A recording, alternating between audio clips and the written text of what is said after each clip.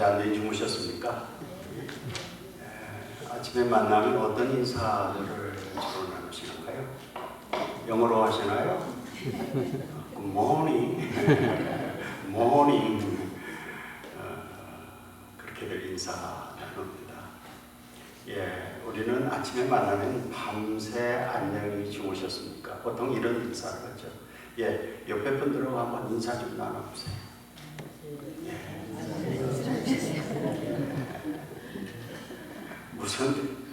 무슨 인사를 서로 나누셨어요?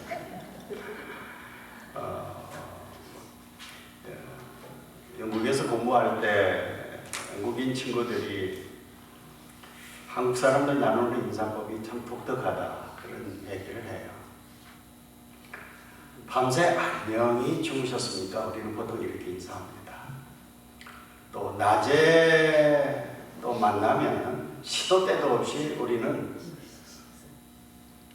그 사람들 굉장히 당황해하는 인사를 나눕니다. 어떤 인사 나눕니까? 진지 잡수셨습니까? 상대방이 밥을 먹었는지 안 먹었는지 이거 상당히 사적인 얘기인데 프라이빗인데 그것을 캐묻습니다. 밥을 먹었는지 안 먹었는지.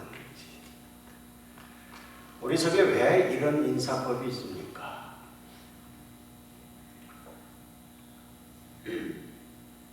지정학적 원인까지를 우리가 생각을 해야 됩니다.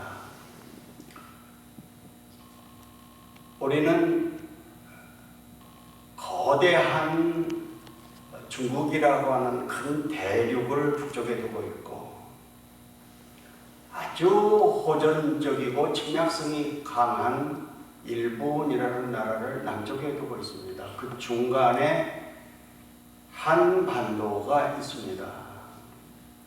그래서 중국이 강해지면은 반드시 남쪽으로 내려옵니다. 침략합니다. 한반도는 늘 전쟁 마당이 되곤 했습니다. 예외 없이 남쪽에 일본이 세력이 강해지면 북쪽으로 쳐 올라옵니다. 한반도를 통해서 올라갑니다. 그래서 우리 땅은 동래북이었습니다.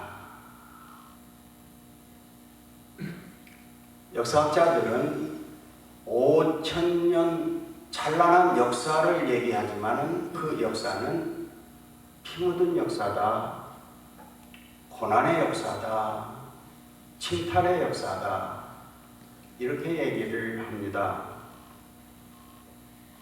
5,000번 정도 또 3,000번 정도 이렇게 또 많은 전쟁이 있다고들 이렇게 여러 가지를 얘기를 합니다.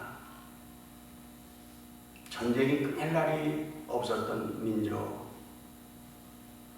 세계 유일에 아직도 우리는 남과 북이 대치해 있는 휴전 정전 상태입니다.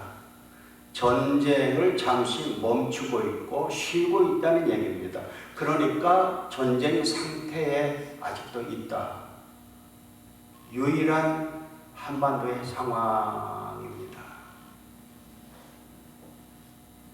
그래서 우리 민족, 우리 조상들은 밤새 어떤 일이 일어날지 알 수가 없는 불안 속에서 살았습니다. 그래서 아침에 만나면 너무나 반갑습니다. 지난밤에 안녕히 주무셨습니까? 목숨을 부지한 것이 그렇게 큰 인사가 되는 것입니다. 너무나 어려운 상황 속에서 살아왔기 때문에 굶는 것을 밥 먹듯이 해온 민족입니다. 그래서 상대방이 내 이웃이 진지를 잡수셨는가 못 잡수셨는가 이것이 지극한 관심사가 되고 그래서 우리의 인사법이 그렇게 되어 있는 것이다. 그래서 우리는 강대국에 대해서 사대주의가 많이 있다 이렇게 얘기하는 사람도 있지만은 절대 그렇지가 않습니다. 우리는 강대국에 대해서 굉장히 많은 적대 감정이 있습니다. 우리를 못살게 굴었던 중국 사람, 절대로 우리는 중국 사람 이렇게 하지 않습니다. 뭐라고 얘기합니까? 우리끼리는 대국인인데 대국인이라고 이런 표현 안 씁니다. 어떤 표현을 씁니까? 떼국놈입니다. 일본 사람 우리가 절대로 언어가 곱지 않습니다. 외놈이라고 하고 무슨 뜻인지는 잘 모르겠습니다만 쪽발이라고도 합니다. 미국 사람들은 이를 많이 고마운 나라, 고마운 사람들입니다. 그런데 우리끼리 만나면 미국인, 미국 사람 이렇게 표현 안 씁니다. 미국 놈자를 꼭 붙입니다. 왜 그렇습니까? 강대국에 너무나 시달림의 역사를 우리가 살아왔기 때문입니다.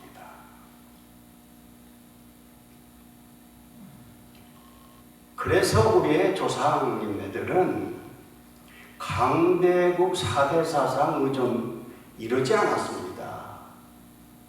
오히려 절대자, 영원 불변하는 절대자를 숭상해 왔습니다.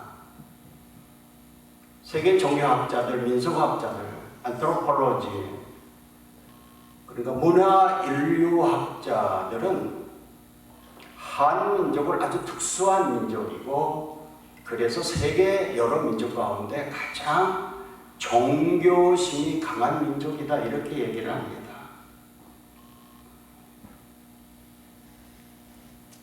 사대 사상 강대국 의지해서 살 수가 없었기 때문에 영원 불변한 절대자에 대한 신앙으로 살아왔습니다. 아직 우리가 하나님의 존재를 몰랐을 그 당시에 원시시대에 우리 조상님들은 샤머니즘을 믿었습니다. 해를 믿었고 달을 믿었고 별을 믿었고 큰 나무를 믿었고 큰 바위를 믿었고 우리 어머님 때, 할머님 때 장독대에다가 정한수 떠놓고 치성 드리고 빌고 그랬던 모습을 우리는 보면서 자라지 않았습니까? 큰 나무 밑에서, 큰 바위 밑에서 아들 달라고, 아들 달라고 그렇게 정성을 들였던 그런 우리 조상님네입니다. 고등종교라고 하는 불교가 우리 땅의 전례가 되니까 종교심이 강한 우리 조상님네들은 삼국시대에 해당합니다만 온 민족이 불교를 믿었습니다. 그래서 불교가 국교가 됐습니다. 고려시대에는 너무나 부작용이 많아서 이조에 넘어오면서는 유교를 또 숭상했습니다. 국교를 믿었습니다.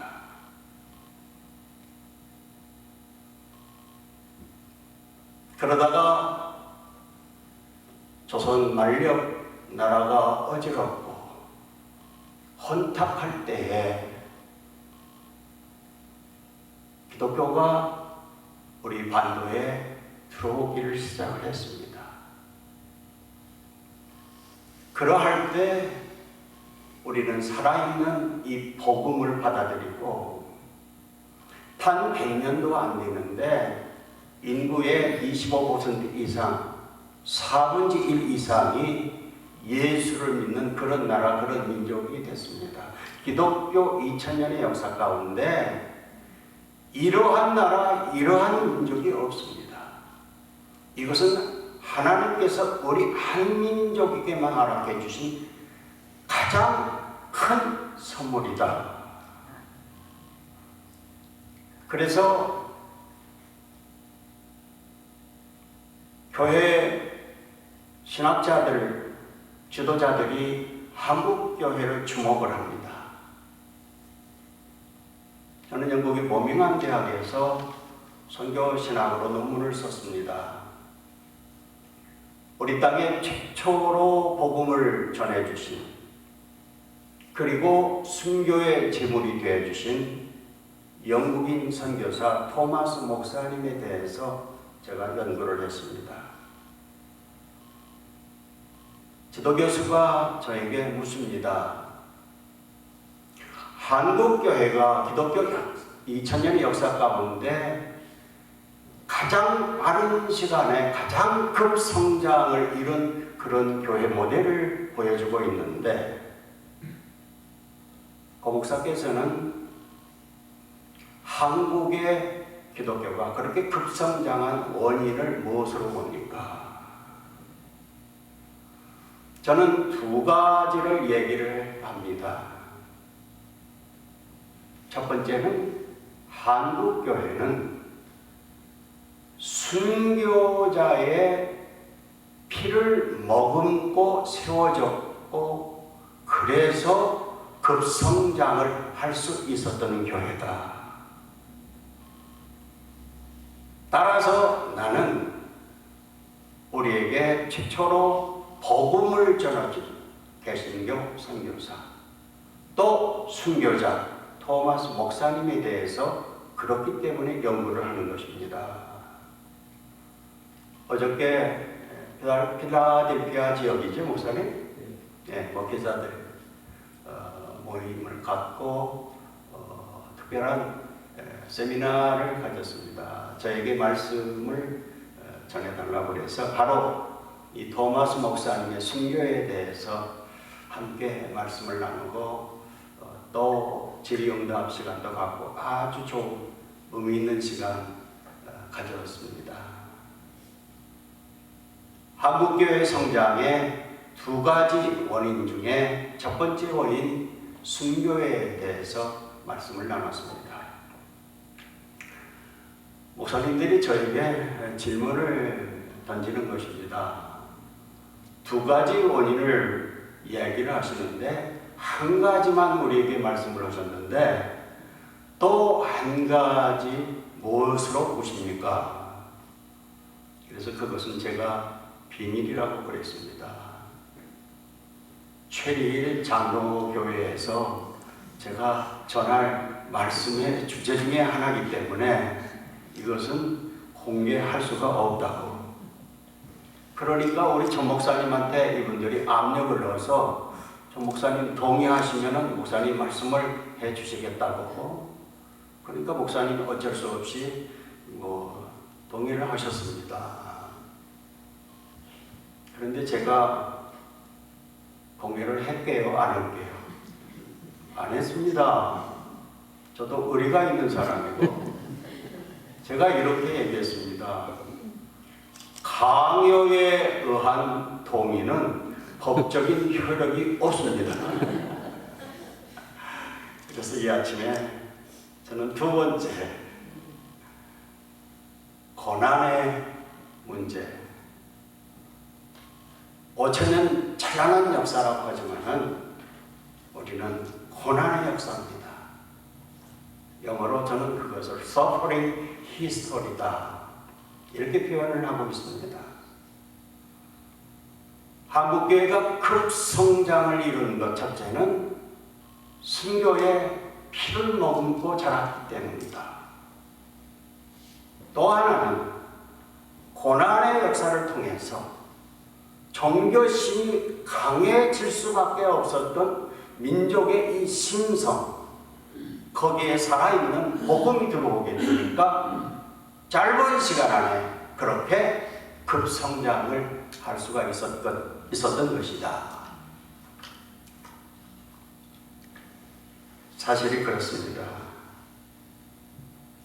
그래서 우리는 아침에 만나면 밤새 한 명이 주무셨습니다. 시도 때도 없이 상대방이 밥을 먹었는지 안 먹었는지 프라이빗인데 그걸 자꾸 물어보게 되는 그런 아주 예의가 바른 그런 민족성을 갖고 있습니다. 고난을 통해서 복음은 생명력을 갖게 된다는 사실입니다. 바람이 불면은 배가 항진해 나갈 수가 없습니다. 그러나 능란한 사공은 그 역풍을 이용해서 더 배가 빨리 나아갈 수 있도록 해준다고 하는 사실, 이 진리를 우리는 알고 있습니다. 비가 내리면은 흙탕물이 일고 엉망진창이 됩니다. 그러나 비 맞은 땅이 단단해지고 그 단단한 땅에 물이 고인다고 하는 평범한 진리도 우리는 알고 있습니다. 한반도의 역사가 바로 그러한 역사 아니겠는가? 그래서 성경은 말씀합니다. 고난이 곧 축복이다. 우리는 또 얘기합니다. 고난은 위장된 축복이다. 하나님께서 우리에게 축복을 주시는데 이게 축복이라고 이렇게 주시지 않더란 말씀입니다. 고난이라고 하는 걸 가지고 포장을 해서 줍니다. 그걸 받을 때 우리는 괴롭습니다. 힘이 듭니다. 하나님 어찌하여 이런 것을 축복이라고 주신다는 말씀입니까?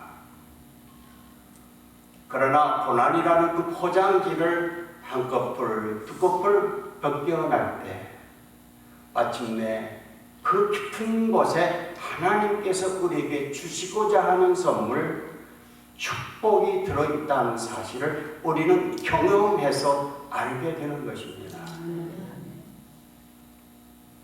이 아침 우리는 한 남자의 외침을 듣고 있습니다. 형제들아, 내가 당한 일이 오히려 복음 전파의 진보가 된 줄을 너희가 알기를 원하노라. 누구의 고백입니까? 사도 바울의 고백입니다. 어디에 사는 고백입니까? 사도 바울은 지금 로마 시대의 깊은 감옥 속에 갇혀 있습니다. 언제 죽을지 알 수 없는 극형수입니다. 사형수입니다.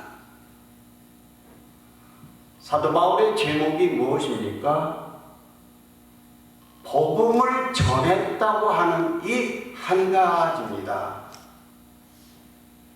제목이 결코 될 수가 없는 일 아니겠습니까? 그러기에 이거는 철저하게 당한 일이 됩니다. 당한 인생입니다.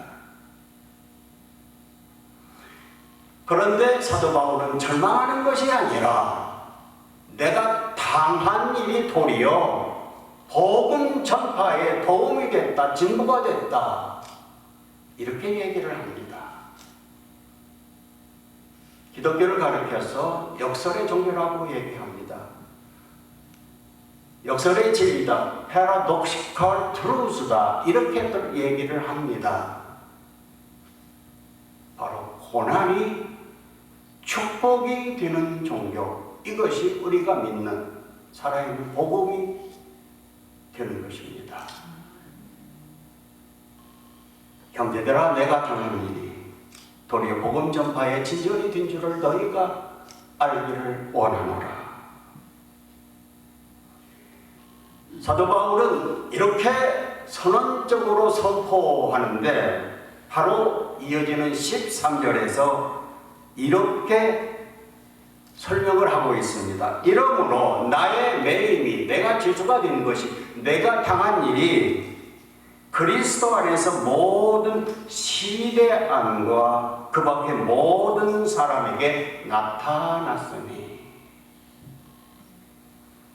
자기가 이 당한 영어의 몸, 죄수의 몸이 되는 이 일 통해서 시위대 사람들이 복음을 믿게 됐다고 하는 간증이 되는 것입니다. 시위대가 누굽니까? 로마 군대입니다. 기독교를 박해했던 장본인들 아니겠습니까? 바울은 마지막 서신서 디모데 후서에서 믿음의 아들 디모데에게 당부했습니다. 너는 때를 얻든지 못 얻든지 주의 복음을 전파하라.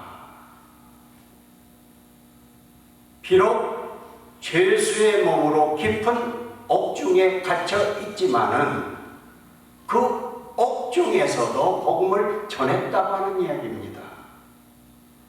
그래서 시위대 로마 군인들이 예수를 믿는 놀라운 역사가 이루어지고 있다고 하는 증거를 증명해내고 있는 것입니다. 뿐만 아니라 빌립보서 마지막 4장의 22절에 이렇게 또 증명하고 있습니다. 모든 성도들이 너희에게 문안하되 특히 가이사의 집 사람들 중 몇이니라. 가이사의 집 사람들이 너희에게 문안을 한다. 가이사가 누굽니까? 시저, 로마 황제를 가리켜서 성경은 가이사라고 이렇게 번역이 되어 있는 것입니다. 그러니까 시저 황제 귀족들이 예수 믿는 그런 결과가 지금 벌어지고 있다고 이렇게 바울이 간증을 하고 있는 것입니다. 그래서 내가 당한 일이 오히려 복음 전파의 진전이 된 줄을 너희가 알기를 원하노라. 이렇게 간증하고 있는 것입니다. 아시는 대로 AD 313년 콘스탄티누스 대제 때 기독교를 공인을 했습니다. 380년 네오도시우스라고 하는 황제 때 기독교를 아예 국교로 선포를 했습니다. 그런데 놀라운 사실은 로마가 기독교를 국교로 선포했지만은 그 당시에 기독교 인구의 10%를 넘지 못하고 있다는 사실입니다. 그런데 우리는 단 한 세기 100년 만에 기독교 인구가 25% 강입니다. 25% 이상입니다. 그러니까 2000년의 기독교 역사, 교회사 가운데 한민족, 조선민족에게만 하나님이 특별히 허락해 주신 우리를 향하신 하나님의 특별한 선물이다. 이것이 한국교회가 성장한 원인이 된다. 저는 이렇게 말씀을 드리곤 했습니다. 세계 인류 역사를 연구한 역사학자들이 많이 있습니다만 그 가운데 지난 세기에서 가장 위대한 역사가로 영국이 배출한 아너드 J. 토인비 교수를 얘기를 합니다. 이분이 세계 모든 나라 모든 민족의 역사를 연구했고 집재생을 한 책이 역사의 한 연구라고 하는 책입니다. A Study of the History라고 하는 아주 방대한 책입니다. 이분이 역사 발전의 원리를 이 책에서 이렇게 말씀하고 있습니다. 역사는 도전에 대한 응전으로 발전하는 것이다. 그래서 그 유명한 역사 발전의 원리 Challenge and Response, 도전에 대한 거기에 응전으로 역사는 발전해 나간다. 지구 전체 인류의 역사를 살펴보니까 환경이 좋은 남반부, 농사를 짓지 않고 열매를 따먹을 수가 있고 물고기를 잡아먹을 수 있고 하는 이런 좋은 환경에 있는 곳에서 인류 문명이 발전하는 것이 아니라 오히려 북반구, 춥고 땀 흘려서 일하지 않으면, 경작하지 않으면 열매를 소출을 낼 수 없는 북반구에서 문명이 발전하는 요것을 발견을 해낸 겁니다. 그래서 토전이 거기에 대한 응전이 역사를 발전하게 하는 것이다. 토인비는 바로 이 원리를 이야기하는 이 책, 역사의 한 연구, 이 책 속에서 바울의 로마 옥중에 갇힌 이 사건을 이렇게 얘기를 하고 있습니다. 바울이 본토에서 복음을 전하다가 붙잡혔습니다. 그리고 재판에 넘겨져야 되는데, 아시는 대로 바울은 로마 시민권을 갖고 있었습니다. 당시의 법률은 로마 시민권자는 그 재판을 로마에 가서 받을 수 있는 권리가 있었습니다. 그래서 바울 재판을 받기 위해서 유태나라에서 로마까지 죄수의 몸이 되어서 압송을 하게 되는 것입니다. 로마까지 이스라엘에서 가는 길은 대륙을 통해서 터키, 저렇게 또 마게도니아 이렇게 거쳐서 로마까지 가는 길이 있습니다. 그러나 그것은 당시의 교통수단으로서 몇 달이 걸리는 아주 어려운 험난한 길입니다. 가까이 갈 수 있는 길은 이스라엘에서 배를 타고 지중해를 통해서 로마에 가는 길입니다. 그래서 사도 바울은 죄수의 몸이 돼서 배에 실려서 로마 군인들의 압송을 받아서 재판을 받기 위해서 로마로 압송이 됐고, 시위대 감옥의 가장 깊은 감옥, 그래서 결국 사형수가 된 것입니다. 이 사건을 역사학자 토인비가 이렇게 갈파하고 있습니다. 아주 유명한 역사학자의 갈파입니다. 이렇게 얘기합니다. 바울을 싣고 지중해를 건너간 그 배는 죄수를 싣고 간 것이 아니라 세계사를 싣고 간 것이다.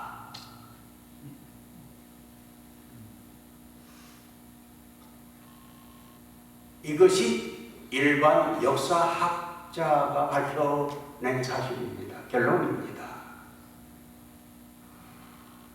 사울은 그렇게 로마를 가고 싶어 했습니다.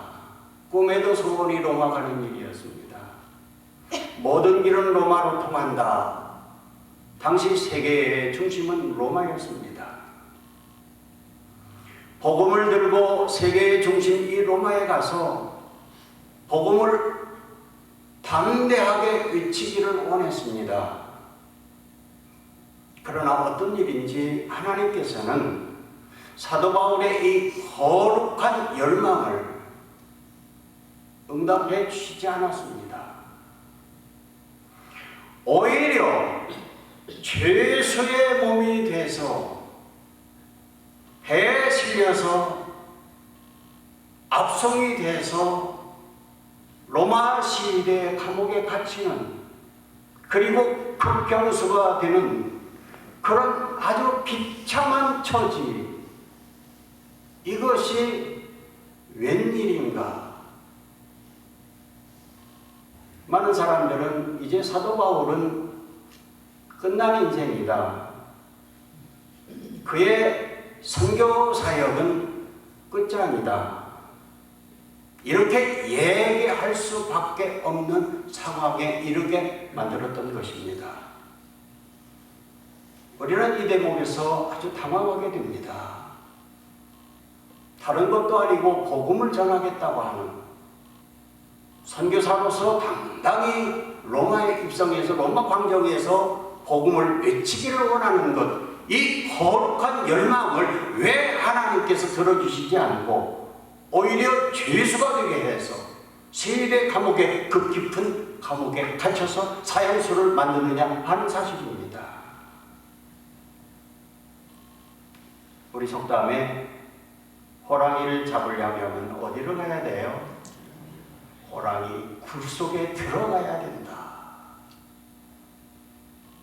바로 하나님의 선교 전략이었습니다.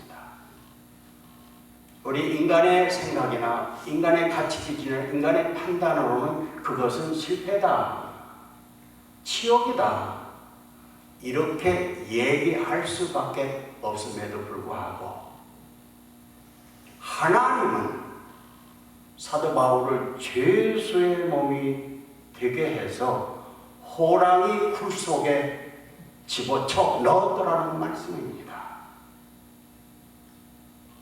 그래서 시대 군인들이 예수 믿게 되는 역사, 또 시저 황제의 황족 귀족들이 예수를 믿는 역사, 그러기에 기독교 인구가 10% 정도도 안 되는 그 소수의 무리지만은 당시에 영향력이 있는 로마 군인들과 귀족, 이분들을 통해서, 이 세력들을 통해서 기독교를 국교로 선포할 수 있는 역사를 이루었다는 사실입니다.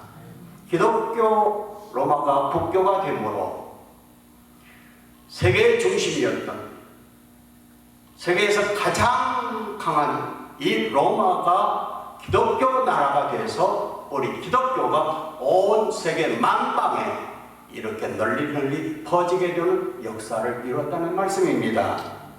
그래서 토인비 교수는 얘기하는 것입니다. 바울을 싣고 지중해를 건너간 그 배는 죄수를 싣고 간 것이 아니라 세계사를 싣고 간 것이다. 사랑하는 성도 여러분, 저는 성도님들의 형편과 처지를 전혀 모릅니다. 그러나 저도 배달 계획이기 때문에 막연하나마 이런 인사를 드릴 수 있습니다. 밤새 안녕히 주무셨습니까? 그리고 아주 프라이빗인데 제가 실례를 합니다만 무릎 쓰고 인사를 드립니다. 진지는 잡수시고 삽니까?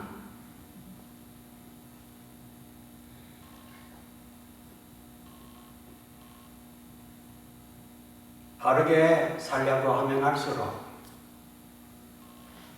올바른 신앙을 가지고 살려고 하면 할수록 어려운 것이 세상살이입니다.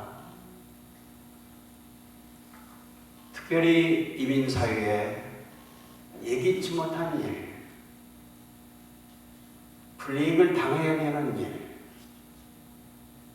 너무나 많이 우리는 경험합니다. 그래서 우리는 이것을 상처라고 얘기를 합니다. 가족끼리도 서로 상처를 주고받습니다. 사회 속에서 말할 수 없는 우리가 상처투성이 경험합니다. 사랑의 공동체라고 하는 교회 속에서도 우리는 상처를 주고 또 받고 경험하면서 이렇게 인생활하게 됩니다.